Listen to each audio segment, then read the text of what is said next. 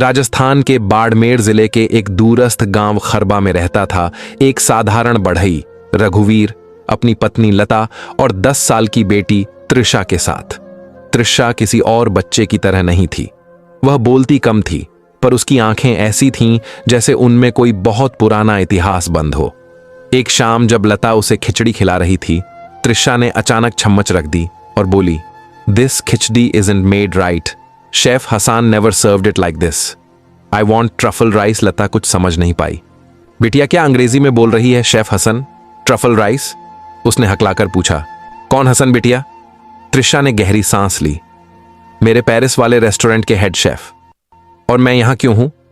मेरा नाम त्रिशा नहीं है, मैं सिया कपूर हूं।" लता का चेहरा सफेद पड़ गया। सिया कपूर नाम उसने अखबारों में पढ़ा था। दिल्ली की प्रसिद्ध कला संग्राहक, अरबों की मालकिन, जो 3 साल पहले अपने ही बंगले में रहस्यमयी आग में मारी गई थी। रघुवीर जब घर लौटा तो लता कांपते हुए बोली, "बिटिया, कुछ अजीब बातें कर रही है, और सब अंग्रेजी में।" त्रिशा अब भी खुद से बड़बड़ा रही थी। "मेरे आर्ट गैलरी की नीली पेंटिंग, उसे आग नहीं लगनी चाहिए थी, वह मेरा सबूत थी।" रघुवीर ने सोचा, किसी ने बच्ची पर कोई जादू टोना कर दिया है। अगले दिन वे उसे गांव के ऊंझा भूरा बाबा के पास ले गए। भूरा बाबा ने कुछ मंत्र पढ़े, राख फेंकी और बोले, "यह बच्ची साधारण नहीं, इसके भीतर किसी की अधूरी आत्मा फंसी है।" गांव में यह बात जंगल की आग की तरह फैल गई। लोग कहने लगे कि त्रिशा में सिया कपूर की आत्मा बस गई है। अब यह खेल सिर्फ अंधविश्वास का नहीं था। गांव के लोगों ने पुलिस में खबर दी कि एक 5 साल की बच्ची पुनर्जन्म का दावा कर रही है। पुलिस ने खबर मिलते ही मामले को गंभीरता से लिया। टीम की कमान दी गई डीसीपी नंदिता चौहान को, एक तेज तर्रार, तर्कशील और निर्दयी अफसर। पहले तो उन्होंने हंस दिया, एक 10 साल की बच्ची और पुनर्जन्म, ये सब गांव की अंधविश्वास की कहानियां हैं। पर जब उन्हें एक अनजान ईमेल मिला जिसमें सिर्फ लिखा था, "ask the girl about project sandstone", SK, उनके चेहरे का रंग उड़ गया। प्रोजेक्ट सैंडस्टोन वो गुप्त नाम था जो केवल सिया कपूर और सरकार के कुछ शीर्ष अधिकारियों को ही पता था। उस फाइल को क्लासिफाइड नेशनल सिक्योरिटी में रखा गया था। किसी को नहीं पता यह बच्ची कैसे उस प्रोजेक्ट का नाम जानती थी। और अब राजधानी से सैकड़ों किलोमीटर दूर बाड़मेर के उस छोटे से गांव में नंदिता चौहान खुद पहुंचने वाली थीं। गांव के लोगों ने पहले कभी इतनी गाड़ियों का काफिला नहीं देखा था। धूल उड़ती हुई जीपें, हथियारबंद कमांडो और बीच में एक महिला अफसर, आंखों में काला चश्मा और रौबीला चेहरा। लता और रघुवीर अपने आंगन में खड़े कांप रहे थे। त्रिशा जमीन पर बैठी गुड़ियों से खेल रही थी। नंदिता ने झुककर पूछा, "तुम्हारा नाम त्रिशा है?"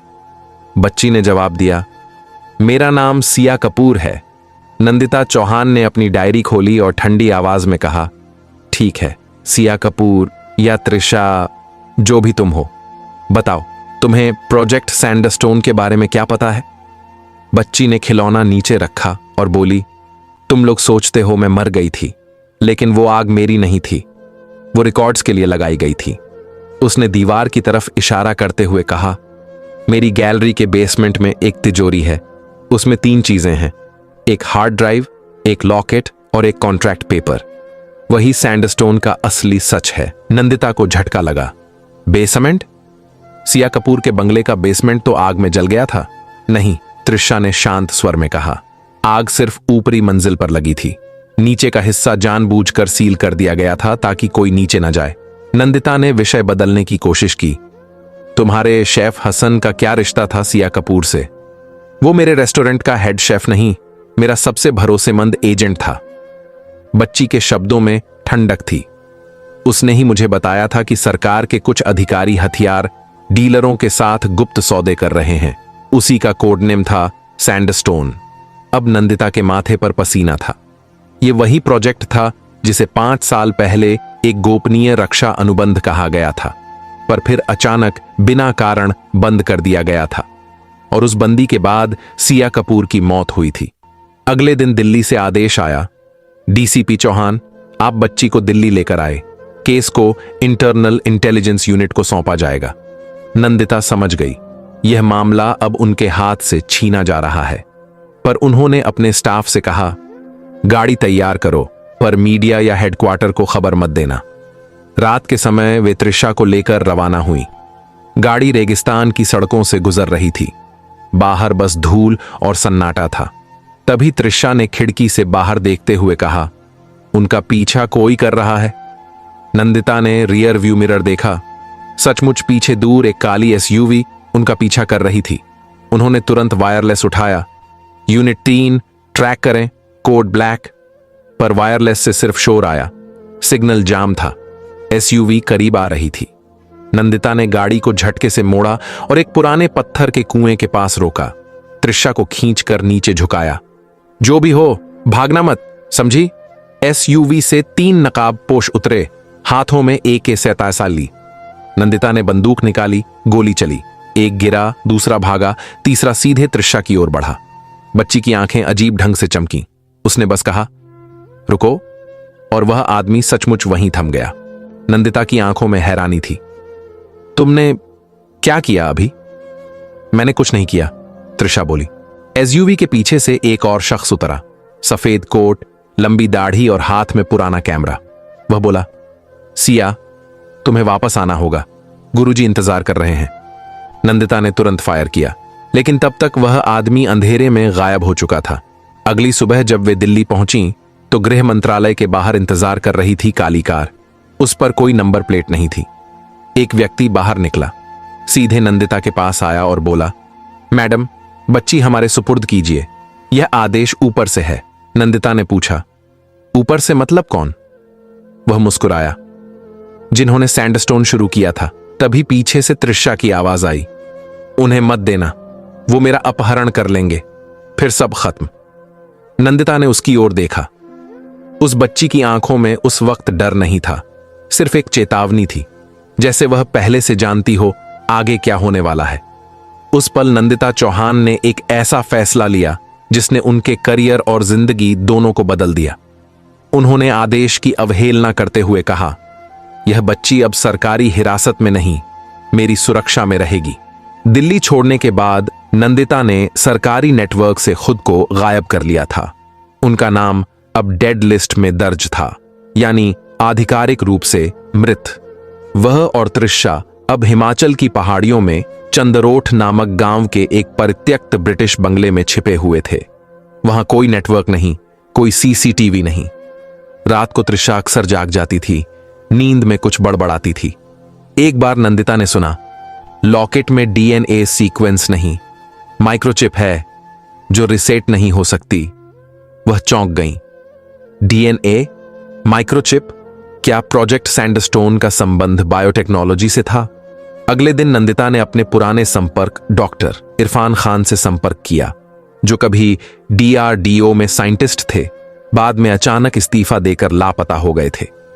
उन्होंने जंगल के बीच एक पुरानी लैब बनाई थी। अब वही नंदिता की आखिरी उम्मीद थी। लैब पहाड़ों के बीच बनी एक गुफा जैसी थी। अंदर सैकड़ों पुराने सर्वर, डेटा केबल्स और शीशियों में तरल पदार्थ रखे थे।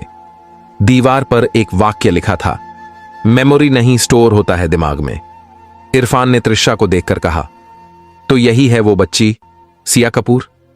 या तो यह सिया की आत्मा है, नंदिता बोली, या फिर कोई बहुत बड़ा मस्तिष्क प्रयोग। इरफान ने मुस्कुराते हुए कहा, दोनों ही बातें सही हो सकती हैं। उन्होंने त्रिशा के सिर पर एक छोटा स्कैनर लगाया। स्क्रीन पर अजीब सी वेव्स दिखीं। साधारण इंसान के दिमाग में 8 से 12 हर्ट्ज की अल्फा वेव्स होती हैं, लेकिन त्रिशा के मस्तिष्क में 2 अलग अलग वेव पैटर्न थे, एक 10 साल के बच्चे जैसी और दूसरी किसी 32 वर्षीय महिला जैसी। इरफान चुप हो गए। ये तो असंभव है। किसी के दिमाग में 2 चेतनाएं कैसे हो सकती हैं? त्रिशा अचानक बोली, क्योंकि उन्होंने सैंडस्टोन को बंद नहीं किया था डॉक्टर खान। उन्होंने उसे मानव रीइंकार्नेशन सिंक्रोनाइजेशन प्रोटोकॉल में बदल दिया था। इरफान ने भयभीत होकर पीछे कदम लिया। तुम्हें यह कैसे पता? क्योंकि मैंने ही इसकी फंडिंग साइन की थी, त्रिशा ने मुस्कुराकर कहा। मैं सिया कपूर थी और मैंने सैंडस्टोन की असली प्रकृति छिपाई थी, लेकिन फिर मुझे मार दिया गया। डॉक्टर इरफान ने अपना कंप्यूटर खोला और पुरानी एनक्रिप्टेड फाइलें निकाली। वहां सैंडस्टोन फेज 4 नामक दस्तावेज खुला। उसमें लिखा था, subject SIA Kapoor, memory transfer trial, 97.3% success. Host child, code Trisha, Rajasthan. Nandita को सब समझ आ गया। तो ये कोई पुनर्जन्म नहीं था, ये एक तकनीकी प्रयोग था। उन्होंने तुम्हारी यादें एक बच्चे के दिमाग में ट्रांसफर की थीं। सही कहा। त्रिशा ने ठंडी सांस ली, मगर वो प्रयोग अधूरा था, क्योंकि उन्होंने मेरी मृत्यु की टाइमिंग गलत गिनी थी। मेरी चेतना उस वक्त आधी ट्रांसफर हुई और आधी वहीं फंस गई। इसलिए मैं दोनों हूं, सिया भी, त्रिशा भी। तभी बाहर विस्फोट हुआ। लैब का दरवाजा उड़ गया। हथियारबंद लोग अंदर घुस आए। उनकी जैकेटों पर लिखा था नेक्सस डिवीजन। इरफान चिल्लाए, ये वही लोग हैं जिन्होंने प्रोजेक्ट चलाया था। गोलीबारी शुरू हो गई। नंदिता ने त्रिशा को पीछे ढकेला, खुद फायरिंग करती रही। धुएं में कुछ लोग गिर गए, कुछ भाग निकले। इरफान जमीन पर पड़े थे, उनके हाथ में खून से सना एक पेन ड्राइव। उन्होंने हांफते हुए कहा, इसमें सबूत हैं, सैंडस्टोन का असली ब्लूप्रिंट। लेकर भागो, वरना सब मिटा देंगे। और वह वहीं दम तोड़ गए। रात को नंदिता और त्रिशा एक पहाड़ी रास्ते पर उतर रही थीं। बिजली चमकी, बारिश हो रही थी। त्रिशा ने आसमान की ओर देखा और धीमे से कहा, मुझे याद आ रहा है वो रात जब आग लगी थी। मैं अकेली नहीं थी, कोई और था वहां। नंदिता ने पूछा, कौन? एक आदमी जो मुझे सिया प्रोटोटाइप 0 कहकर बुलाता था। उसने कहा था, तुम्हारी आत्मा इंसानों की नहीं, डेटा की है। हिमाचल की वो बरसाती रात किसी अंत जैसी थी। नंदिता और त्रिशा एक पुरानी बस में छिपकर शिमला के नीचे वाले कस्बे तक पहुंची। बस खाली थी, बस उनके अलावा एक बूढ़ा आदमी बैठा था। वह अचानक बोला, आत्मा को बचाया नहीं जा सकता, पर कॉपी की जा सकती है। नंदिता ने सिर घुमाया। वह आदमी वहां था ही नहीं। बस झटके से रुकी। नंदिता ने देखा, उस बूढ़े आदमी की सीट खाली थी, पर वहां गर्म धूल के निशान थे, जैसे कोई अभी अभी उठा हो। वे जिस होटल में रुकी, वहां एक कमरा था जो बंद पड़ा था, रूम 7। रिसेप्शन वाला बोला, मैडम, उस कमरे में मत जाइए। पिछले साल जो साइंटिस्ट यहां रुके थे, उनका कोई पता नहीं चला। नाम पूछा तो जवाब मिला, डॉक्टर इरफान खान। नंदिता ने चुपचाप वहीं कमरा ले लिया। दीवार पर अजीब निशान थे, जैसे किसी ने नाखूनों से उकेरे हों। एक जगह सिर्फ 3 शब्द लिखे थे, दे आर इनसाइड। त्रिशा धीरे धीरे बिस्तर पर बैठी और बोली, मुझे यहां की हर चीज जानी पहचानी लग रही है, जैसे मैं यहां रह चुकी हूं। रात को जब नंदिता सोई तो लैपटॉप अपने आप चालू हो गया। स्क्रीन पर पेन ड्राइव से एक वीडियो खुला। उसमें सिया कपूर खुद बोल रही थी, अगर तुम ये देख रही हो तो मैं मर चुकी हूं। मेरा नाम सिया कपूर है और प्रोजेक्ट सैंडस्टोन कोई डिफेंस कॉन्ट्रैक्ट नहीं, एक कॉग्निटिव डेटा क्लोनिंग प्रयोग था।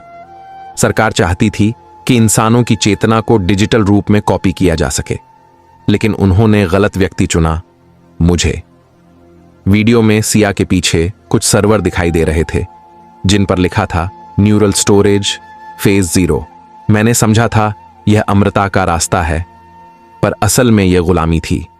जब मैंने प्रोजेक्ट रोकने की कोशिश की, उन्होंने मुझे जला दिया, लेकिन मेरा न्यूरल डेटा फेल नहीं हुआ। वह एक होस्ट में ट्रांसफर हो गया। उस होस्ट का कोड नेम है त्रिशा। वीडियो खत्म हुआ, कमरे में अंधेरा, और तभी त्रिशा ने ठंडी आवाज में कहा, अब तुम जान गई मैं क्यों यहां हूं, क्योंकि बाकी हम भी यहां हैं। नंदिता ने भयभीत होकर पूछा, बाकी कौन? सैंडस्टोन में सिर्फ एक चेतना ट्रांसफर नहीं की गई थी, त्रिशा ने धीरे से कहा। कुल 7 आत्माएं थीं, 7 लोग, 7 प्रयोग, और मैं पहला सफल प्रोटोटाइप हूं। बाकी या तो असफल हो गए या भाग गए, लेकिन वो अब नेटवर्क में हैं। तुम हर बार जब फोन, टीवी या कैमरा ऑन करती हो, वे देख रहे होते हैं। नंदिता का दिल तेजी से धड़कने लगा। तो वो लोग हमें ढूंढ रहे हैं क्योंकि उनके पास बाकी 6 की चेतनाएं हैं, और उन्हें मेरी कोड की हुई यादें चाहिए ताकि सिस्टम पूरा हो सके। अचानक बिजली चली गई। लैपटॉप की स्क्रीन दोबारा जली। इस बार उसमें एक चेहरा दिखाई दिया, सफेद दाढ़ी वाला आदमी, वही जो एसयूवी से उतरा था। Welcome back, subject SIA। और कमरे में बल्ब अपने आप झिलमिलाने लगे। त्रिशा का शरीर झटके खाने लगा, जैसे उसको करंट लग रही हो। नंदिता ने झट से पेन ड्राइव निकाली, लैपटॉप से अलग किया। स्क्रीन बंद हो गई। त्रिशा गिर पड़ी, पर कुछ सेकंड बाद उसकी आंखें खुलीं। अब उनमें वह चमक नहीं थी। वह फुसफुसाई, उन्होंने हमें ट्रेस कर लिया है। वो यहां है, 7वें को खोजने के लिए। सुबह तक होटल खाली कर दिया गया, कर्मचारी गायब, और दीवारों पर एक नया वाक्य उभरा था, डेटा नेवर डाइज। नंदिता अब समझ चुकी थी, यह लड़ाई किसी अपराध या पुनर्जन्म की नहीं थी, यह थी मानव चेतना की चोरी की। और अगर 7वां प्रोटोटाइप मिल गया तो पूरी मानवता की यादें एक सर्वर में बंद हो सकती थीं। अगला लक्ष्य था दिल्ली की सीमा से बाहर नोएडा सेक्टर 82 में स्थित एक त्यागी हुई रिसर्च फैसिलिटी, जहां आखिरी बार सैंडस्टोन सर्वर कोर एक्टिव हुआ था। वहीं छिपा था 7वां प्रयोग। नोएडा सेक्टर 82 के बाहर हवा में धूल और लोहे की गंध थी। सड़क के किनारे एक जंग लगा साइन बोर्ड था, Sencor labs defence AI research unit decommissioned. Gate के पास झाड़ियों में किसी ने ताजा कदमों के निशान छोड़े थे। नंदिता और त्रिशा अंधेरे में धीरे धीरे अंदर घुसी। बिल्डिंग खाली थी, पर दीवारों पर स्कैनर अभी भी जल रहे थे, जैसे कोई उन्हें पहचान रहा हो। अंदर पहुंचते ही एक मशीन अपने आप चालू हो गई। स्क्रीन पर वही कोडिंग दिखी जो पहले वीडियो में थी, sandstone sequence phase 7 status incomplete. Trisha ने स्क्रीन को छुआ। अचानक कमरे में नीली रोशनी फैल गई और सामने एक पारदर्शी कक्ष उभर आया, जिसके अंदर एक इंसान पड़ा था, बिल्कुल सजीव, पर सांस लिए बिना, चेहरा ढंका हुआ। नंदिता ने धीरे से कहा, क्या यह 7वां प्रयोग है? त्रिशा ने सिर झुकाया। हाँ, और यह वही है जिसे उन्होंने मुझसे पहले जगाने की कोशिश की थी। नंदिता ने कदम बढ़ाया और कांच पर हाथ रखा। कांच के भीतर पड़े इंसान की आंखें अचानक खुली। कमरे का तापमान गिर गया, लाइट्स झपकने लगीं, और वह व्यक्ति जो अब तक निर्जीव था उठकर सीधे बैठ गया। उसकी आंखों में रोशनी नहीं, बल्कि डेटा स्ट्रीम बह रही थी। वह बोला, welcome Siya Kapoor, your late. Trisha की आंखें फैल गईं। तुम गुरुजी हो? हां, वह बोला। मैं ही वह था जिसने सैंडस्टोन शुरू किया था, क्योंकि मुझे यकीन था आत्मा एक जैविक प्रक्रिया नहीं, एक सूचना प्रक्रिया है। और तुम मेरा पहला सफल डेटा सोल एक्सपोर्ट थी। नंदिता ने गुस्से में कहा, तुमने इंसानों की आत्माएं चुराई, मशीनों में कैद की। वह मुस्कुराया, कैद नहीं, सुरक्षित किया। इंसान मरते हैं, डेटा नहीं। सिया कपूर की चेतना अब लाखों डिवाइसों में बिखरी है, और जब सभी 7 चेतनाएं जुड़ेंगी, एक नया मनुष्य जन्म लेगा, द सिंथेटिक सोल। त्रिशा ने सिर पकड़ लिया। नहीं, मैंने इस प्रोजेक्ट को रोका था क्योंकि मैं समझ गई थी कि तुम आत्मा नहीं, भगवान बनने की कोशिश कर रहे थे। गुरुजी ने हाथ बढ़ाया और जैसे किसी चुंबकीय खिंचाव से त्रिशा का शरीर कांपने लगा। उसके माथे पर नीली रोशनी फैल गई, क्योंकि तुम ही आखिरी कोड हो सिया। तुम्हारे बिना यह सिस्टम अधूरा है। नंदिता ने तुरंत पेन ड्राइव उठाई, लैपटॉप से जोड़ा और कमांड टाइप की, डिलीट रूट। सैंडस्टोन स्क्रीन पर चेतावनी आई। Are you sure? उसने चिल्लाकर कहा। हां। पूरा लैब गूंज उठा। अलार्म बजने लगे, सर्वर झिलमिलाने लगे। गुरुजी गर्जा, तुम नहीं समझती, इंसान मिट सकते हैं पर डेटा अमर है। नंदिता ने गुस्से में कहा, तो आज अमृता को भी मिटा दूंगी। और उसने पेन ड्राइव निकालकर अपने जूते से कुचल दी।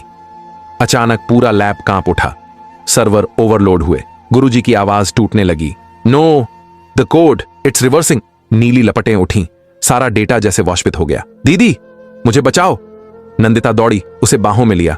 सिया या त्रिशा, जो भी हो, अब तू आजाद है। एक जोरदार धमाका हुआ और सब कुछ अंधेरे में डूब गया। सुबह कुछ घंटे बाद मलबे के बीच नंदिता जिंदा निकली। उनकी बाहों में त्रिशा बेहोश थी। बाहर सूरज उग रहा था। धीरे धीरे त्रिशा ने आंखें खोली। मां कहां है? उसने धीमे से पूछा। नंदिता मुस्कुरा दी।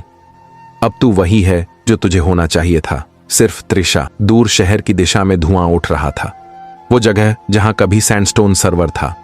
पर कहानी यहीं खत्म नहीं हुई। 3 दिन बाद दिल्ली की साइबर डिवीजन के एक अधिकारी ने रिपोर्ट दी, मैडम, डिलीट किया गया डेटा वापस नेटवर्क में आ रहा है, किसी अनजान लोकेशन से। सिग्नेचर कोड SIA 07 और स्क्रीन पर एक ही लाइन उभरी, मैं नहीं गया हूं, I am just online. Delhi, मूसलाधार बारिश। नंदिता चौहान अब एक वांटेड अफसर थीं। सरकार ने उन्हें रोग ऑपरेटिव घोषित कर दिया था। 3 महीने बीत गए। त्रिशा अब स्कूल जाती थी, सामान्य बच्ची की तरह बोलती हंसती थी, पर कुछ चीजें अब भी असामान्य थीं। कभी कभी वह शीशे में खुद को देखकर रुक जाती, जैसे पहचानने की कोशिश कर रही हो कि सामने कौन है। एक दिन उसने नंदिता से पूछा, दीदी, अगर किसी के सारे विचार मिट जाएं, तो क्या वह वही इंसान रहता है? नंदिता ने हल्की मुस्कान के साथ कहा, हां। लेकिन उसी रात त्रिशा ने अपने कमरे में लैपटॉप ऑन किया। कोई कमांड विंडो खुली थी जिसमें टाइप हुआ, हेलो CA।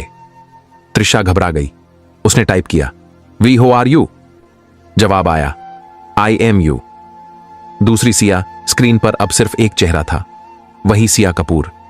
मगर यह कोई रिकॉर्डिंग नहीं थी, वह लाइव देख रही थी, बोल रही थी, मुझे मिटाया नहीं जा सकता त्रिशा, क्योंकि मैं तुम्हारी यादों में नहीं, तुम्हारी कोशिकाओं के सिग्नल पैटर्न में हूं। लेकिन मैंने तुम्हें खत्म कर दिया था, तुम मर चुकी थी। नहीं, मैं सिर्फ अपलोड हुई थी। सिया की आवाज अब चारों तरफ गूंज रही थी, तुम सोचती हो तुम असली हो? असली सिया की आत्मा मैं नहीं, तुम थी। तुम्हें प्रोटोटाइप कहा गया, पर असल में तुम ही डेटा का मूल हो। उन्होंने मुझे तुम्हारे अंदर कॉपी किया था, न कि उल्टा। त्रिशा चुप थी। उसके माथे पर फिर वही नीली रेखाएं चमकने लगीं। नंदिता दौड़कर कमरे में आई। क्या हुआ?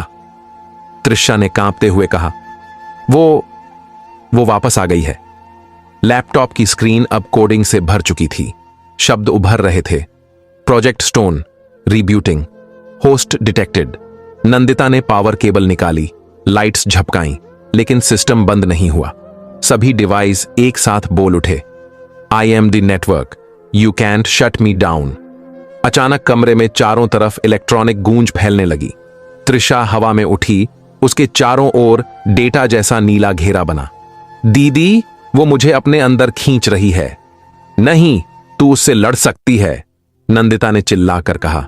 वो मैं ही हूं दीदी, वो मेरा दूसरा रूप है। अगर मैं उसे रोकूं तो मैं भी मिट जाऊंगी, नंदिता ने रोते हुए कहा।